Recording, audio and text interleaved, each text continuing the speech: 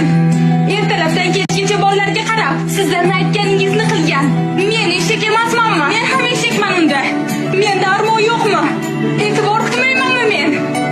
Eshak bo'lganim yetmagandek, o'zimga ham vaqtim yo'q. Yana senga vitamin bera olmayotgan ekanman, ha? Ko'rinishim yoqmaydi, figuram yoqmaydi, ustimdan ovqat sasiydi. Men senga turmushga chiqishimdan oldin bunday emasdim.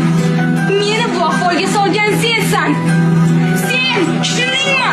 Sen aqling joydami? Meni nima aybim bor? Men nima qildim? O'zingga bir qara. Na bo'yanishni, na yasan-tusan qilishni bilasan. Men uyga kirganda ko'zi olarib turgan taftayni emas, chiroyli ayolni ko'rgim keladi. Qachon?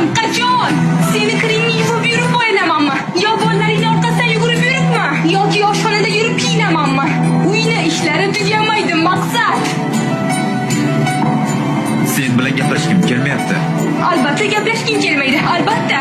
Men qiziq emasman-ku senga. Bilasanmi nega? Sababi sen alohida rivojlanib ketgansan. Meni bu oshxonaga qamading-da, o'zing bo'lak ketding.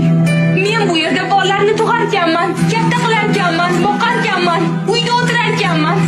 Sen bo'lsang yurasan, kimni ko'rsang quchoqlashib. Ularga uylanayotganingizda ularga va'dalar berasizlar.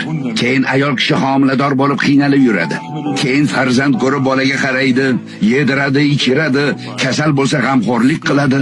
Buning uchun sog'lig'ini, yoshligini sarflaydi. Keyin ayolni yoshi katta bo'lgach, eri undan yuz o'girishi adolatdanmi?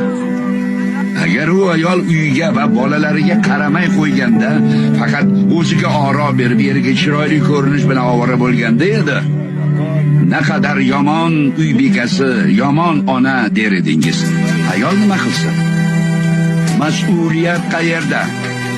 Ayollaringiz borasida Allohdan qo'rqinglar.